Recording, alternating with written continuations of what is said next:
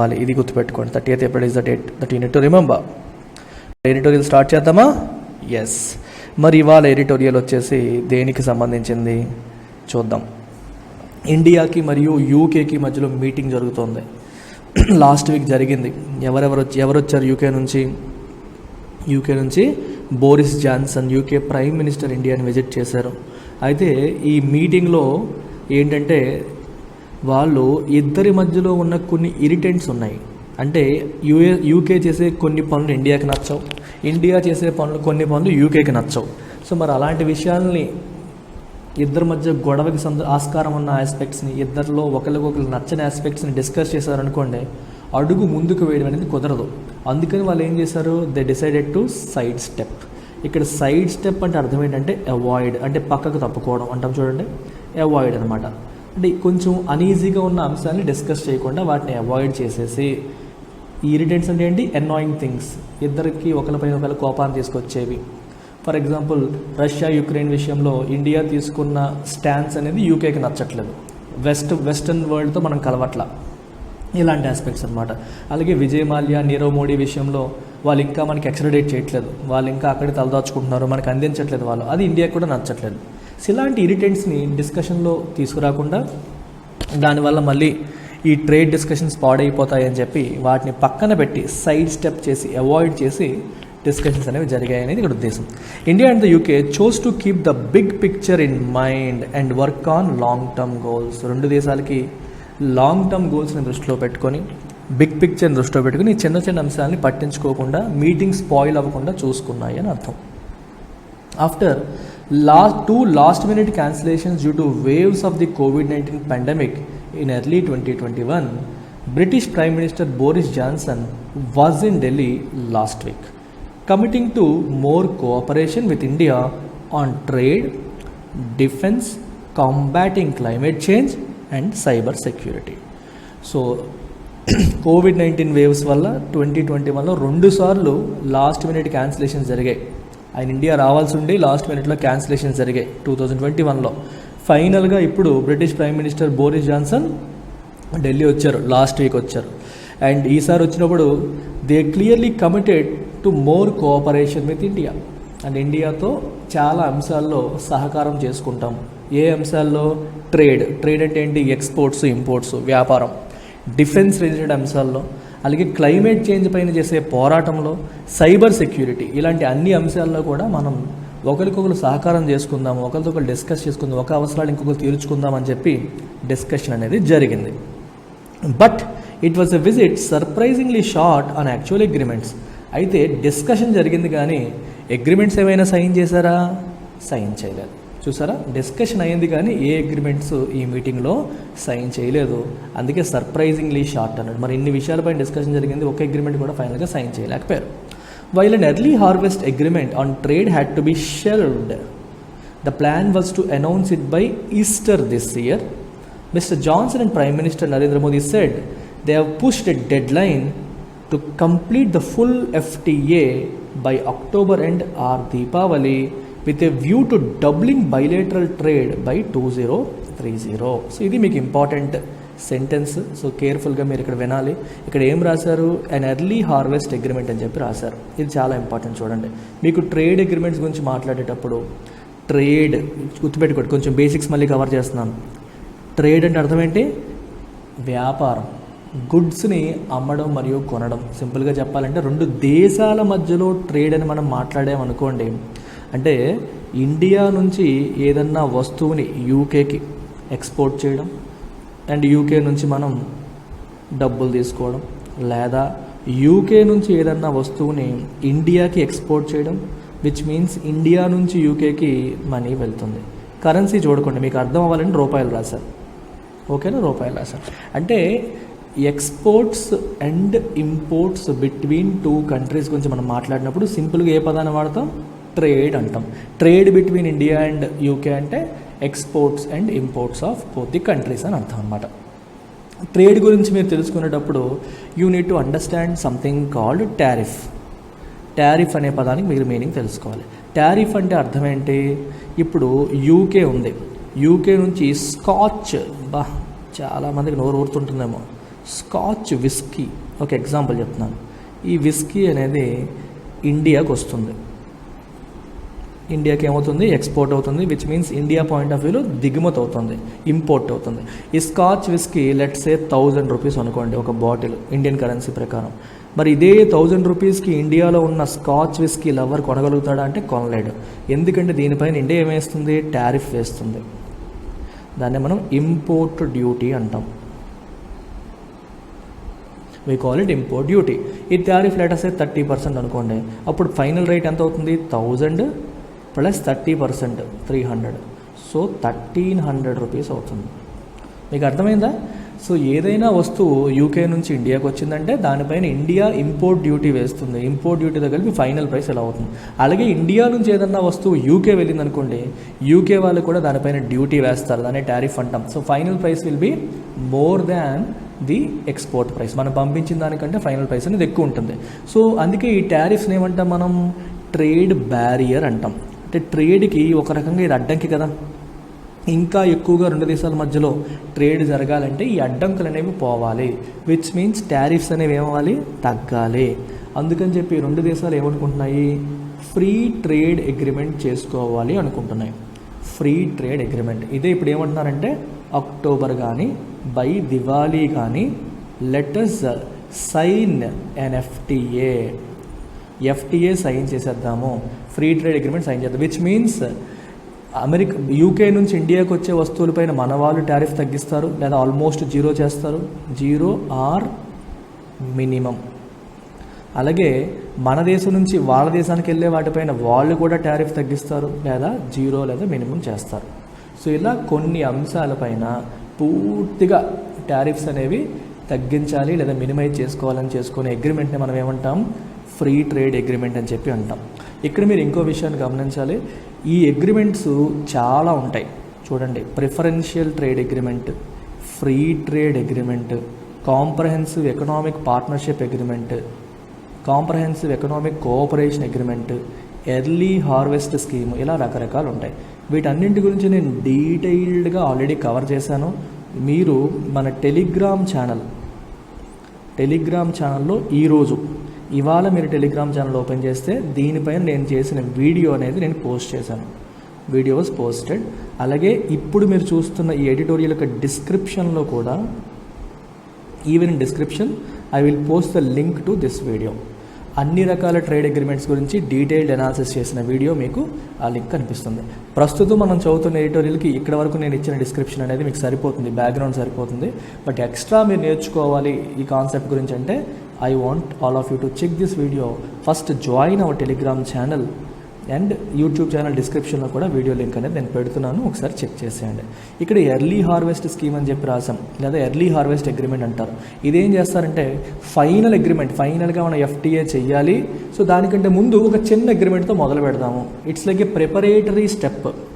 Early harvest agreement లేదా scheme అనేది ఒక ప్రికర్సర్ టు ఫైనల్ అగ్రిమెంట్స్. ఈ పీటీఏ, ఎఫ్టీఏ, సిఈసిఏ, సిఈపిఏ వీటన్నింటికి కూడా ఇది ఒక ప్రిపరేటరీ స్టెప్ లాగా, ఒక ఫస్ట్ స్టెప్ లాగా, లెట్ స్టార్ట్ సమ్వేర్ అన్నట్టు స్టార్ట్ చేశారనుకోండి, దాన్ని ఎర్లీ హార్వెస్ట్ అగ్రిమెంట్ అంటారు.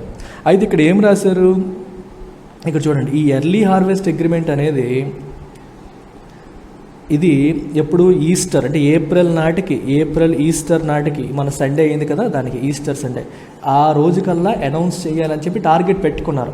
కానీ ఇట్ హ్యాడ్ టు బి షెల్వ్డ్ అంటే అర్థం ఏంటి, పక్కన పడేశారు, షెల్ఫ్లో పడేశారు అని అర్థం. అనుకున్నారు చేద్దామని, కానీ చేయలేకపోయారు. కాకపోతే ఇప్పుడు ఏం డిసైడ్ చేశారంటే they pushed deadline to complete the full FTA.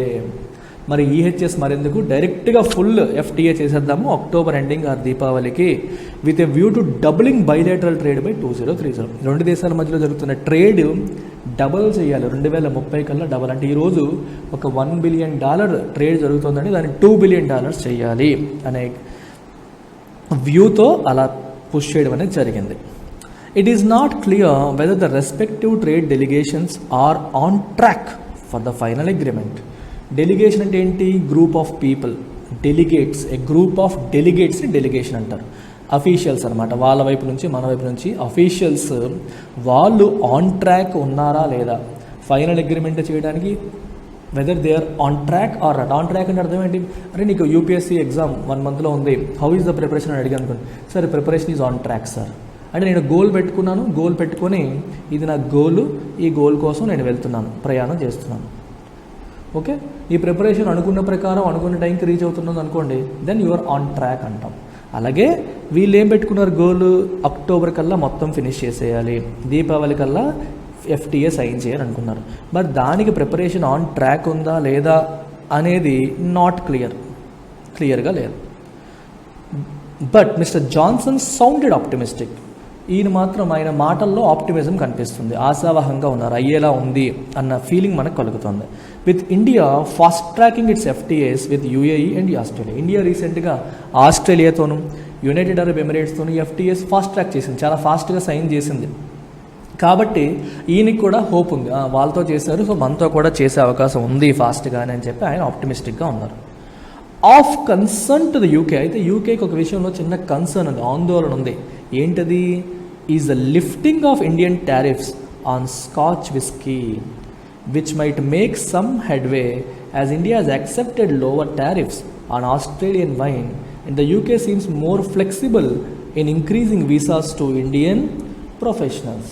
Of concern అంటే ఇక్కడ ఆందోళన అని కాదు, వాళ్ళు కోరుకుంటున్న అంశం. It is of concern to UK. అంటే యూకే వాళ్ళు ఇమీడియట్గా ఏం కోరుకుంటున్నారంటే స్కాచ్ విస్కీ పైన ఇండియన్ టారిఫ్స్ లిఫ్ట్ చేయాలి, ఇమీడియట్గా లిఫ్ట్ చేయాలని కోరుకుంటున్నారు. Okay, which might make some headway. అది చేస్తే కొంచెం ముందుకు వెళ్ళే అవకాశం ఉంటుంది, అడుగు ముందుకెళ్ళే అవకాశం ఉంటుందని ఆయన ఒపీనియన్. ఎందుకంటే రీసెంట్గా ఇండియా ఏం చేసింది, ఆస్ట్రేలియన్ వైన్ పైన టారిఫ్లు తక్కువ టారిఫ్కి యాక్సెప్ట్ చేసింది. అంటే ఆస్ట్రేలియా నుంచి దిగుమతి చేసుకునే వైన్ పైన టారిఫ్ తగ్గించింది. సిమిలర్గా మా దేశం నుంచి మీరు దిగుమతి చేసుకునే స్కాచ్ విస్కీ పైన కూడా టారిఫ్లు తగ్గిస్తారని చెప్పి యూకే కోరుకుంటుందన్నమాట. అయితే మరి ఇన్ రిటర్న్ మేము వచ్చేస్తే మీరేం చేస్తారు? They seems to be more flexible in increasing visas to Indian professionals. యూకేలో వర్క్ చేయాలంటే వీసాస్ ఇంకా ఎక్స్టెండ్ చేయడానికి ఫ్లెక్సిబిలిటీ చూపిస్తున్నారు. అంటే ఎక్కువ ఇబ్బంది పెట్టకుండా వీసాలు మన వాళ్ళకి ఇవ్వడానికి వాళ్ళు అనుకూలంగా ఉంటారన్నమాట. ఇది వాళ్ళ వైపు నుంచి మనకి ఇచ్చే సపోర్ట్. అది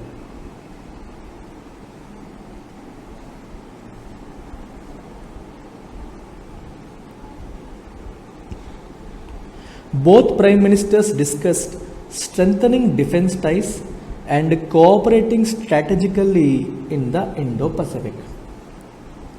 Both prime ministers discussed strengthening defense ties and cooperating strategically in the Indo-Pacific. డిఫెన్స్కి సంబంధించిన సందర్భాలను కూడా, టైస్ అంటే ఏంటి, సంబంధాలు, వాటిని కూడా స్ట్రెంథన్ చేసుకుందామని చెప్పి డిస్కషన్ జరిగింది. ఇండో పసిఫిక్ రీజియన్లో ఒకరికొకరు కోఆపరేట్ చేసుకోవాలి అనే విషయంలో కూడా వాళ్ళు డిస్కషన్స్ చేసుకోవడం జరిగిందనమాట. The two leaders also discussed green technology transfers and international climate finance. Green technology transfer and అర్థం ఏంటి? What is green technology? A technology which reduces carbon footprint. ఇప్పుడు ఏదైనా నువ్వు ఇండస్ట్రీ పెట్టాలి, ఏదైనా ఒక పని చేయాలి, దానికి ట్రెడిషనల్ టెక్నాలజీ వాడితే ఎక్కువ కార్బన్ డైఆక్సైడ్ బయటికి విడుదలవుతుంది అనుకోండి. అలా కాకుండా alternative technology which reduces carbon foot print, which means the amount of carbon dioxide emitted to the atmosphere. ఆ అట్మాస్ఫియర్కి ఎమిట్ అయ్యే కార్బన్ డైఆక్సైడ్ని కంప్లీట్గా జీరో చేయగలిగేది, ఎక్కువగా బయటికి కార్బన్ ఫుట్ ప్రింట్ లేకుండా చేసే టెక్నాలజీస్ని గ్రీన్ టెక్నాలజీస్ అంటారు. ఇవి అమెరికా, యూకే లాంటి అడ్వాన్స్డ్ కంట్రీస్లో, బాగా డెవలప్డ్ కంట్రీస్లో they have developed such technologies. వాళ్ళు మనకి ట్రాన్స్ఫర్ చేస్తే మన దేశం కూడా క్లైమేట్ చేంజ్ని ఎదుర్కోవడంలో ఒక స్టెప్ వేయగలుగుతుంది. సో ఆ విషయం గురించి కూడా డిస్కస్ చేయడం అనేది జరిగింది. They also discuss something called climate finance. Very important word ఇది. క్లైమేట్ ఫినాన్స్ అంటే అర్థం ఏంటి? మీరు చూడండి, క్లైమేట్ చేంజ్ని ఎదుర్కోవడానికి today we're all battling this problem menace called climate change. Global warming వల్ల, పొల్యూషన్ బాగా పెరగడం వల్ల గ్రీన్ హౌస్ గ్యాసెస్ బాగా ఎమిట్ అవుతున్నాయి. గ్రీన్ హౌస్ గ్యాసెస్ ఏం చేస్తాయి? మనకి సూర్యరశ్మిని బయటికి వెళ్లకుండా ఆపేస్తాయి. అంటే వాతావరణం నుంచి జనరల్గా సూర్యరశ్మి మన భూభాగం మీదకి వచ్చిందంటే ఇట్ గెట్స్ రిఫ్లెక్టెడ్, మళ్ళీ వెనక్కి రిఫ్లెక్ట్ అయిపోతుంది. కానీ గ్రీన్ హౌస్ గ్యాసెస్ ఉంటే పూర్తిగా రిఫ్లెక్షన్ అవ్వకుండా లోపల ఎక్కువగా ఉండేలా చేస్తాయి. దానివల్ల ఏమవుతుంది? గ్లోబల్ వార్మింగ్ వల్ల ఏమవుతుంది? మనకి ఐస్ క్యాప్స్ మెల్ట్ అవ్వడం, సీ లెవెల్స్ రైజ్ అవ్వడం, right, erratic weather, weather pattern కంప్లీట్గా మారిపోవడం, ఇష్టం వచ్చినట్టు ఎప్పుడు పడితే అప్పుడు ఇష్యూస్ రావడం, ఇట్లాంటివన్నీ జరుగుతూ ఉంటాయి. ఎరాటిక్ వెదర్ లాంటి అంశాలన్నీ కూడా వస్తూ ఉంటాయి అన్నమాట. సో ఇది పెద్ద ప్రాబ్లం. ఈ క్లైమేట్ చేంజ్ని మనం ఎలా ఎదుర్కోవాలి అనడానికి 2 ఆస్పెక్ట్స్లో డిస్కస్ చేస్తారు. ఒకటి మిటిగేషన్, 2 అడాప్టేషన్. ఈ 2 పదాలు మీరు బాగా గుర్తుపెట్టుకోవాలి. మిటిగేషన్ అంటే అర్థం ఏంటి? క్లైమేట్ చేంజ్ అనేది జరగకుండా తగ్గడం. అంటే ఇప్పుడు గ్రీన్ హౌస్ గ్యాస్ ఎమిషన్స్ తగ్గించాలి, సో గ్రీన్ టెక్నాలజీ వాడాలి. ఇది మిటిగేషన్ యాక్టివిటీ అవుతుంది. సో గ్రీన్ టెక్నాలజీని డెవలప్ చేయడం కోసం మనం పెట్టే ఖర్చు అంతా మిటిగేషన్ యాక్టివిటీ కిందకి వెళ్తుంది. అలాగే అడాప్టేషన్ అంటే అర్థం ఏంటి? సరే, మిటిగేషన్ జరగడానికి చాలా టైం పడుతుంది, కానీ ఆల్రెడీ జరుగుతున్న క్లైమేట్ చేంజ్ని మనం తట్టుకునేలాగా ఎలా చేయాలి? అడాప్టేషన్, దానికి తట్టుకునేలాగా, దానికి తగ్గట్టుగా మనం రెడీ అవ్వాలి. ఇప్పుడు ఫర్ ఎగ్జాంపుల్ మీకు చూడండి, ఇష్టం వచ్చినట్టు వర్షాలు పడిపోతున్నాయి అనుకోండి. ఎంత వర్షం పడినా సరే, వరదల్లో మునిగిపోయినా సరే, ఒక పంట కుళ్ళిపోకుండా ఉందనుకోండి, పంట కుళ్ళిపోకుండా నీటిలో నెల రోజుల పాటు నానిపోయినా సరే కుళ్ళిపోని మనం విత్తనాన్ని తయారు చేసి, అలాంటి అగ్రికల్చర్లో రీసెర్చ్ చేసి అలాంటి తయారు చేసాం అనుకోండి, దాన్ని ఏమంటాం మనం? క్లైమేట్ రెసిస్టెంట్ సీడ్ అంటాం. అంటే విపరీతంగా వర్షాలు పడినా, వరదల్లో మునిగిపోయినా ఆ మొక్క కుళ్ళిపోదు, దానివల్ల మంచి దగ్గర రైతుకి. దీన్ని ఏమంటాం? అడాప్టేషన్. అంటే క్లైమేట్ చేంజ్ వల్ల వచ్చిన ఇంపాక్ట్స్ని తట్టుకోగలగడం. వరదలు వచ్చినా సరే కొట్టుకుపోని ఇల్లు వచ్చింది, వరద వచ్చినా సరే కొట్టుకుపోవట్లేదు, అంత స్ట్రాంగ్గా కట్టగలిగారు. అంటే ఇట్లాంటి అనమాట దాన్ని అడాప్టేషన్ మెజర్స్ అంటారు. దానికోసం కూడా చాలా రీసెర్చ్ అనేది అవసరం. మరి ఈ రీసెర్చ్ కోసం ఏం అవసరం అవుతాయి? ఫండింగ్, మనీ అవసరం అవుతుంది. సో ఈ మనీనే మనం ఏమంటాం? క్లైమేట్ ఫినాన్స్ అంటాం. So the amount of money set aside by all the countries to fund climate change mitigation and adaptation activities is referred to as climate finance.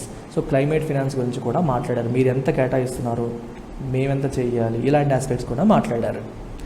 Although India has yet to commit in writing to the nationally determined contributions that Mr. Modi described at COP26 in Glasgow. గ్లాస్గోలో conference of parties COP26 జరిగింది. అందులో ప్రతి దేశం కూడా nationally determined contributions, అంటే మీరు ఎంత తగ్గించుకుంటారో గ్రీన్ హౌస్ గ్యాస్ ఎమిషన్స్ని, రెన్యూవబుల్ ఎనర్జీ ఎంత పెంచుకుంటారో, ఈ traditional fossil fuel based energy consumption ఎంత తగ్గించుకుంటారో, ఇలాంటివన్నీ కూడా నేషనల్లీ డిటర్మైన్డ్, అంటే మీకు మీరే డిటర్మైన్ చేసి చెప్పండి అని అడుగుతారు. అందులో మోదీ గారు కూడా చెప్పారు, పలానా సంవత్సరానికల్లా మేము పలానా అమౌంట్ తగ్గించుకుంటాము, గ్రీన్ హౌస్ గ్యాస్ ఎమిషన్స్ని కట్ చేసుకుంటాము, ఇలా చెప్పడం జరిగింది. దాన్ని నేషనల్లీ డిటర్మైన్డ్ కాంట్రిబ్యూషన్స్ అంటారు. అయితే దాన్ని ఇన్ రైటింగ్ ఇప్పటి వరకు కమిట్ చేయలేదు. ఆ రోజు మాటల్లో చెప్పారు కానీ ఇన్ రైటింగ్ ఇంకా ఇవ్వలేదు. డాక్యుమెంటెడ్గా this is what we're going to do అని చెప్పి ఇంకా డాక్యుమెంటెడ్గా ఇండియా కమిట్ చేయలేదని చెప్పి చెప్తున్నారు. కాకపోతే ఇద్దరి మధ్య మీటింగ్స్లో they discussed all these things, ఇవన్నీ డిస్కస్ చేయడం అనేది జరిగింది. Mr. Johnson did tread lightly on issues that the Modi government is sensitive about. Modi government ఏ అంశాలు అయితే సెన్సిటివ్ అంటే అర్థం ఏంటి? ఆ అంశాల్లో మనం ఏదన్నా మాట్లాడితే ఫీల్ అవుతారని అర్థం. చూడండి, కొంతమంది ఉంటారు వాళ్ళకి కొన్ని విషయాలు మాట్లాడితే నచ్చదు, వెంటనే హట్ అయిపోతారు. అలాగే మన మోదీ గవర్నమెంట్ ఏ విషయాల్లో సెన్సిటివో అలాంటి విషయాల్లో ఆయన జాగ్రత్తగా అడుగులు వేశారు. లైట్గా, ట్రెడ్ అంటే అడుగు వేయడం, to put a step forward అని అర్థం అనమాట. అడుగు వేయడం, లైట్లీ నెమ్మదిగా వేశారు అని అర్థం. He referred to India's long standing relationship with Russia, expressing understanding of India's position in stark contrast to the visit of his foreign minister 2 weeks ago. ఓకేనా? ఈయన ఏమన్నారంటే ఇండియాకి రష్యాకి లాంగ్ స్టాండింగ్ రిలేషన్షిప్ ఉంది, అది మేము అర్థం చేసుకుంటున్నాము. అంటే రష్యాని మేమందరం తిడుతున్నట్టుగా ఇండియా తిట్టట్లేదు కదా, రష్యాకి వ్యతిరేకంగా ఇండియా మాట్లాడట్లేదు కదా అని చెప్పి ఇండియాని ఫుల్గా తిట్టేయకుండా we understand your relationship with Russia, మీకు లాంగ్ స్టాండింగ్ రిలేషన్షిప్ ఉంది, అది మేము అర్థం చేసుకుంటామని చెప్పి అన్నారు. కానీ ఇంతకుముందు 2 weeks back UK foreign minister ఇలా మాట్లాడాల, ఇండియాని మీరు రష్యాకి వ్యతిరేకంగా ఉండాలి అన్నట్టుగా మాట్లాడారు. కానీ బోరిస్ జాన్సన్ మాత్రం we can understand your position అని చెప్పి చెప్పడం జరిగింది. Right. He brushed aside A question on human rights concerns in India. ఇండియాలో మానవ హక్కుల ఉల్లంఘనలు జరుగుతున్నాయి, దానిపైన మీ ఒపీనియన్ ఏంటి అని చెప్పి అడిగితే దాన్ని పట్టించుకోలేదు, పక్కన he brushed aside. Despite facing criticism over posing with a bulldozer while inaugurating a factory on the same day the Supreme Court of India was deliberating over government's controversial new policy of using bulldozers to demolish shops and homes. ఇది చాలా important sentence. ఇది చూడండి, ఇక్కడ ఏమవుతుందంటే ఇండియాలో కొన్ని ఏరియాస్లో హిందూ ముస్లిం clashes జరుగుతున్నాయి, రిలీజియస్ కమ్యూనల్ క్లాషెస్ జరుగుతున్నాయి. ఇలా జరుగుతున్న చోట ఒక అలిగేషన్ ఏంటంటే గవర్నమెంట్ పైన కొన్ని ఆరోపణలు వస్తున్నాయి. ఈ అలిగేషన్స్ ఏంటి? ముస్లిమ్స్కి చెందిన షాప్స్ ఇట్లాంటి వాటిని మన గవర్నమెంట్ అథారిటీస్ బుల్డోజర్స్ ఉపయోగించి డెమాలిష్ చేస్తున్నాయి అని చెప్పి అలిగేషన్స్. అయితే డెమాలిషన్ అయితే జరుగుతోంది. డిఫరెంట్ ప్లేసెస్లో బుల్డోజర్స్ని ఉపయోగించి షాప్స్ని, బిల్డింగ్స్ని గవర్నమెంట్ డెమాలిష్ చేస్తుంది. అంటే అప్రూవల్స్ లేనివి కావచ్చు, ఇలాంటివి కావచ్చు. వీటిపైన దీనికి కమ్యూనల్ యాంగిల్ వచ్చింది. అంటే ముస్లిమ్స్ పైనే టార్గెట్ చేస్తున్నారని చెప్పి గవర్నమెంట్ పైన ఆరోపణ వస్తుంది. గవర్నమెంట్ ఏమంటుందంటే లేదు, ముస్లిమ్స్వే కాదు అందరివీ చేస్తున్నాము, తప్పు చేసిన వాళ్ళందరివీ డెమాలిష్ చేస్తున్నామని చెప్పి గవర్నమెంట్ ఉంటుంది. దీనిపైన సుప్రీంకోర్టుకి కొంతమంది వెళ్ళడం జరిగింది. సుప్రీంకోర్టు ప్రస్తుతానికి స్టే ఇచ్చింది, డెమాలిషన్స్ చేయొద్దు, టెంపరీగా ఆపండి అని చెప్పి సుప్రీంకోర్టు స్టే ఇవ్వడం అనేది జరిగింది. అంటే ఇక్కడ బిజినెస్ ఎస్టాబ్లిష్మెంట్స్ని గవర్నమెంట్ అథారిటీస్ బుల్డోజర్స్తో కూల్చివేసేస్తుంది అనేది ఒక ఇష్యూ అయ్యి దానికోసం సుప్రీంకోర్టుకి వెళ్ళిన క్షణంలో అక్కడ అదే రోజు సుప్రీంకోర్టు దీని మీద డిస్కషన్ చేస్తున్న రోజున ఈ బోరిస్ జాన్సన్ యూకేలో ఏం చేశారంట, జేసీబీ అనే కంపెనీ ఉంటుంది, మీకు తెలుసు కదా, బుల్డోజర్స్ కంపెనీ. ఈ కంపెనీ వెళ్ళి ఆ ఫ్యాక్టరీకి వెళ్ళి బుల్డోజర్ పైనుంచి ఒక ఫోటో దిగారు. పోజింగ్ విత్ బుల్డోజర్ అంటున్నాం. బుల్డోజర్ దేన్ని ఇండికేట్ చేస్తుంది? డెమాలిషన్ ఇండికేట్ చేస్తుంది, కూల్చివేత. పాత బిల్డింగ్ని కూల్చేయడం, బిల్డింగ్లు కూల్చేయడం, బిజినెస్ ఎస్టాబ్లిష్మెంట్ని కూల్చేయడం, దీన్ని ఇండికేట్ చేస్తుంది. ఇండియాలో ఆ బుల్డోజర్స్ మీద కాంట్రవర్సీ జరుగుతుంది, గవర్నమెంట్ పైన వ్యతిరేకంగా ప్రజలు ఫైట్ చేస్తున్నారు, సుప్రీంకోర్టుకి వెళ్ళారు. అదే టైంలో ఈయన బుల్డోజర్తో ఫోటో తీసుకోవడం ఏంటని చెప్పి ఇండియాలో ఒక పెద్ద కాంట్రవర్సీ అయిపోయింది. ఎందుకంటే ఆయన వస్తున్నాడు యూకేకి, ఇండియాకి వస్తున్నాడు, ఇదే టైంలో ఇలా చేయడం ఏంటని చెప్పి ఆయన పైన విమర్శ వచ్చింది. ఇది ఒక aspect. A sub group is to be set up to study extremism inside India and the UK. Extremism, తీవ్రవాదం. ఈ తీవ్రవాదాన్ని స్టడీ చేయడానికి అంటే మీకు ఎక్స్ట్రీమిజం అంటే అర్థం ఏంటి? ఎక్స్ట్రీమ్ భావజాలం. అంటే నువ్వు ఏదన్నా అనుకుంటే అంతే, అసలు ఎక్కడ కాంప్రమైజ్ అవ్వకుండా దానికోసం హింసాత్మకమైన మార్గాల్ని ఎంచుకోవడానికి కూడా వెనకడుగు వేయని వాడు ఎక్స్ట్రీమిస్ట్ అనమాట. మన టెర్రరిస్టులు వీళ్ళందరూ ఎక్స్ట్రీమిజం కిందకు వస్తారు. నక్సలిస్టులు, టెర్రరిస్టులు వీళ్ళందరూ ఎక్స్ట్రీమిస్టుల కిందకు వస్తారు. దీన్ని స్టడీ చేయడానికి ఒక సబ్ గ్రూప్ని సెటప్ చేద్దాం అనుకుంటున్నారంట. ఇన్సైడ్ ఇండియా అండ్ యూకే, ఈ రెండు చోట్ల ఎక్స్ట్రీమిజంని స్టడీ చేయడానికి ఒక సబ్ గ్రూప్ని ఏర్పాటు చేస్తారు. Which Mister Johnson suggested would be used to monitor Khalistani groups. ఈ ఖలిస్తానీ మూమెంట్ అనే పదం మీరు విన్నారా? ఖలిస్తానీ గ్రూప్స్ లేదా ఖలిస్తానీ మూమెంట్ ఏంటంటే సిక్ సెపరేటిస్ట్ మూమెంట్. ఇండియాలో మరియు ప్రజెంట్ పాకిస్తాన్లో ఉన్న సిక్కులందరికీ సెపరేట్గా ఒక దేశం ఇవ్వాలి. సో ఇండియాలో ఉన్న పంజాబ్, పాకిస్తాన్లో ఉన్న పంజాబ్, ఈ రెండు పంజాబ్లు కలిపి సెపరేట్ సిక్కు దేశం చేయాలి, ఖలిస్తాన్గా చేయాలని చెప్పి కొంతమంది సిక్కులు అడుగుతూ ఉంటారు. ఇది అంత యాక్టివ్గా లేదు, కానీ ఆ ఖలిస్తానీ గ్రూప్స్ని మానిటర్ చేయడానికి ఈ సబ్ గ్రూప్ అనేది ఉపయోగపడుతుంది అని చెప్పి బోరిస్ జాన్సన్ చెప్తాడు. అంటే మన దేశం నుంచి సిక్కులందరూ సెపరేట్ అయిపోయి రెండు పంజాబ్ రాష్ట్రాలు, ఇండియా పంజాబ్, పాకిస్తాన్లో పంజాబ్ కూడా కలిపి సెపరేట్గా కంట్రీ ఏర్పాటు చేయాలనే మూమెంట్ అనమాట అది.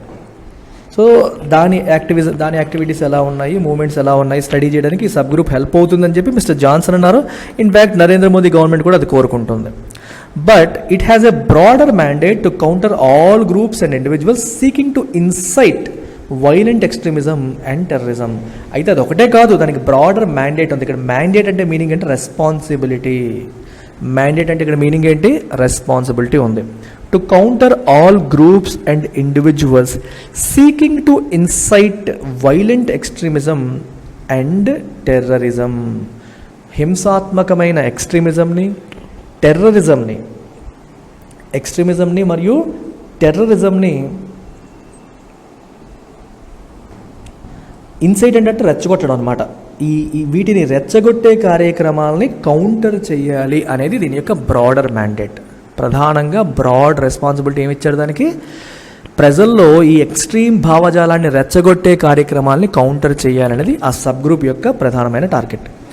మరి ఈ సబ్ గ్రూప్ ఏర్పాటు చేస్తారు. మరి ఇండియా ఏం చేస్తుంది? In return New Delhi chose not to press the point too hard and why economic fugitives Vijay Mallya, Nirav Modi have still not been extradited. మరి ఇండియాకు కూడా ఒక పెయిన్ పాయింట్ ఉంది. ఏంటది? ఎకనామిక్ ఫ్యూజిటివ్ అంటే తప్పించుకు తిరుగువాడు. అంటే ఒక దేశం నేరం చేసి దేశంలో వాంటెడ్ కానీ దొరకకుండా, చట్టానికి దొరకకుండా తిరిగేవాడిని someone who is fleeing from justice, fleeing from law. Flee అంటే రన్ అవే, చట్టం నుంచి దూరంగా పారిపోయేవాడిని, తప్పించుకు తిరిగేవాడిని ఫ్యూజిటివ్ అంటారు. ఎకనామిక్ ఫ్యూజిటివ్ అంటే ఆర్థిక నేరాలు చేసి తప్పించుకు తిరిగేవాళ్ళు. నీరవ్ మోదీ, విజయ్ మాల్యా ఇద్దరు కూడా యూకేలో తలదాచుకుంటున్నారు. వాళ్ళని ఇండియా అప్పగించమని అడుగుతోంది. ఆ అప్పగించడాన్ని ఏమంటారు? ఎక్స్ట్రాడైట్ అంటారు, ఎక్స్ట్రాడిషన్ అంటాం. అంటే handing over of a criminal to his home కంట్రీకి అప్పగించడం. అది అడుగుతున్నప్పటికీ ఇప్పటికీ ఆ పని పూర్తి కాలేదు. ఆ విషయంలో కూడా మరి ఇండియాకి పెయిన్ పాయింట్ ఉన్నప్పటికీ మరి ఒకరినొకరు ఇబ్బంది కలిగించే అంశాలను ఎక్కువగా డిస్కస్ చేయకూడదు అనుకున్నారు కాబట్టి దాని విషయంలో మాట్లాడారు, కానీ did not press the point too hard. మరీ స్ట్రాంగ్గా దాని గురించి డిస్కస్ చేయడం అనేది జరగలేదు. ఓకేనా?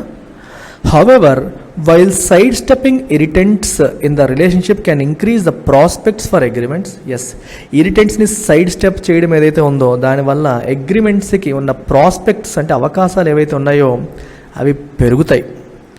అయితే it cannot replace the actual work and elbow grease needed to give ties some momentum after years of stasis. Stasis అంటే పూర్తిగా కదలిక లేకుండా ఉండిపోవడం. అంటే ఎటువంటి మొమెంటం లేకుండా, ఎక్కడ వేసిన గొంగలి అక్కడే అంటాం చూడండి, అలా ఉండిపోయింది. రెండు దేశాల మధ్యలో ఉన్న సంబంధాలు ఎక్కడ వేసిన గొంగలి అక్కడే అన్నట్టుగా ఉండిపోయాయి. దాన్ని కదిలించడానికి, దానికి ఒక మొమెంటం ఇవ్వడానికి ఏం చేయాలి? We need to do a lot of work. Elbow grease అన్నారు. ఎల్బో గ్రీజ్ అంటే మీనింగ్ ఏంటంటే hard work. A lot of hard work చేయాలి రెండు దేశాలు కూడా. ఎందుకంటే రెండు దేశాల మధ్యలో సంబంధాలు స్టక్ అయిపోయాయి. వాటిని ముందుకు నడిపించాలంటే there is a lot of hard work that needs to be done. దానికి ఉపయోగించిన పదం ఏంటి? Elbow grease. A lot of hard work that needs to be done is called elbow grease అనమాట. ఇవన్నీ చేయాలి. ఇవన్నీ చేస్తేనే మొమెంటం వస్తుంది. చూసారా, ఇక్కడ మనకి ఇద్దరి మధ్యలో ఉన్న ఇబ్బందికరమైన అంశాలు, ఇరిటెంట్స్ని సైడ్ స్టెప్ చేయడం అంటే అవాయిడ్ చేయడం అనేది మంచిదే. అగ్రిమెంట్స్ జరగడానికి ప్రాస్పెక్ట్స్ని పెంచుతుంది. అయితే విషయాల్ని మనకి ఇబ్బంది కలిగించే అంశాలు డిస్కస్ చేయకుండా ఉంటే అగ్రిమెంట్ సైన్ చేసే అవకాశం ఉంటుంది. కానీ రెండు దేశాల మధ్యలో సంబంధాలు స్టక్ అయిపోయాయి కొన్ని సంవత్సరాలుగా. సో ఇబ్బందికరమైన అంశాలు డిస్కస్ చేయకపోవడం అనేది మంచిదే. దాంతోపాటు చెయ్యాల్సిన వర్క్ కూడా చాలా ఉంది. We need to do a lot of work to give some momentum to the ties అంటే సంబంధాలు అదనమాట. Both New Delhi and London must ensure more concerted efforts. Concerted అంటే అర్థం ఏంటి? కలగలిపి, ఒకళ్ళే కాకుండా ఇద్దరూ కలిపి, కంబైన్డ్ అనే మీనింగ్. కన్సర్ట్ అనే పదం గుర్తుపెట్టుకోవడం చాలా ఈజీ. సంగీత విభావరి వినుంటారు, మ్యూజికల్ కన్సర్ట్ అనే పదం మీరు ఎప్పుడైనా గుర్తుపెట్టుకోండి. అందులో ఎవరో ఒక ఆయన ఫ్లూట్ పట్టుకొని వాయించేస్తున్నాడు అనుకోండి, దాన్ని మనం మ్యూజికల్ కన్సర్ట్ అనం. ఒక ఆయన ఫ్లూటు, ఇంకో ఆయన తబలా, ఇంకో ఆయన హార్మోనియం, ఇంకొక ఆయన ఇంకొకటి గిటారు, అలా అందరూ కలిపి కూర్చొని చేస్తే దాన్ని సంగీత విభావరి, మ్యూజికల్ కన్సర్ట్ అంటారు. So concert is nothing but a group of people. Musical అనేసరికి group of people combining their skills, అందరూ కలిపి కూర్చొని ఒకరితో ఒకరు సింక్ చేస్తూ చేసేది కన్సర్ట్ అనమాట. అలాగే కన్సర్టెడ్ ఎఫర్ట్ అనే పదం ఎప్పుడైనా వచ్చిందంటే అర్థం ఏంటి? రెండు దేశాలు కూడా కలిపి చేయాలి. వాళ్ళ యొక్క ఎఫర్ట్స్ని కంబైన్ చేసి ఒకరితో ఒకరు డిస్కస్ చేసి మీరేం చేస్తారు మేమేం చేస్తారని చేస్తాము అని చెప్పి సమావేశాలు ఏర్పరచుకొని డిస్కస్ చేసుకొని వెళ్తే దాన్ని కన్సర్టెడ్ ఎఫర్ట్ అంటాం. కన్సర్టెడ్ అంటే కంబైన్డ్ అనే మీనింగ్ ఇక్కడ వస్తుంది అనమాట. Efforts to bring those agreements to finale అంటే క్లైమాక్స్, ఫైనల్ స్టేజ్కి తీసుకురావడం ఇన్ నియర్ ఫ్యూచర్. రెండు దేశాలు కూడా కలిసి కూర్చొని ఈ అగ్రిమెంట్స్ని, ఎఫ్టీఏని ఫైనల్ స్టేజ్కి నియర్ ఫ్యూచర్లో తీసుకునే ప్రయత్నం చేయాలి. To reach their ambitious goals under roadmap 2030. 2021 సమ్మిట్లో అంటే శిఖరాగ్ర సమావేశం, హైయెస్ట్ లెవెల్ మీటింగ్ని సమ్మిట్ అంటారు. రెండు దేశాలు కూడా రోడ్ మ్యాప్ 2030 అని చెప్పి అనుకున్నాయి. మన ఇద్దరి మధ్య ట్రేడ్ పెరగాలి, కొన్ని గోల్స్ పెట్టుకున్నాయి. ఆ గోల్స్ని రీచ్ అవ్వాలంటే ఏం చేయాలి? కన్సర్టెడ్గా ఇద్దరు కలగలిపి పనిచేయాలి. అప్పుడే ఆ టార్గెట్ని రీచ్ అవ్వగలుగుతారు అని చెప్పి దీని అర్థం అనమాట. అర్థమైందా? దట్స్ ఇట్ అమ్మా, చాలా easy if you attend my editorials daily. And this slide gives you all the courses that we are offering. యూపీఎస్సీయే కాకుండా మనం ఇంకొన్ని కోర్సెస్ కూడా ఆఫర్ చేస్తాం. చూడండి ఇక్కడ ఏపీపీఎస్సీ, టీఎస్పీఎస్సీకి, అలాగే higher education entrance, CAT, GRE, GMAT ఎగ్జామ్స్కి, government jobs, RBI grade B, SBI PO clerk, IBPS PO clerk, SSC, CGL, CHSL, RRB, NTPC, వీటన్నింటికి కూడా మనం కోర్సెస్ ఆఫర్ చేస్తాం. వీటిలో మీరు ఏది జాయిన్ అవ్వాలన్నా మీరు కాల్ చేయాల్సిన నెంబర్ వచ్చేసి ఇక్కడ కనిపిస్తుంది. అన్ని కోర్సెస్ పైన లైఫ్ టైం వ్యాలిడిటీ అనేది మీకు ఉంటుంది. సో మేడంతో మాట్లాడి డౌట్స్ క్లియర్ చేసుకొని డెమోస్ చూసి తర్వాత మీరు మన కోర్సులో జాయిన్ అయ్యే ప్రయత్నం చేయండి. అన్ని కోర్సెస్కి కూడా ఫీజు అనేది రీజనబుల్గా ఉంటుంది, చాలా తక్కువ ఉంటుంది, క్లాసులు ఎక్స్ట్రాడినరీగా ఉంటాయి. This is my promise to all of you. ఓకేనా? టేక్ కేర్ అమ్మా, బాయ్.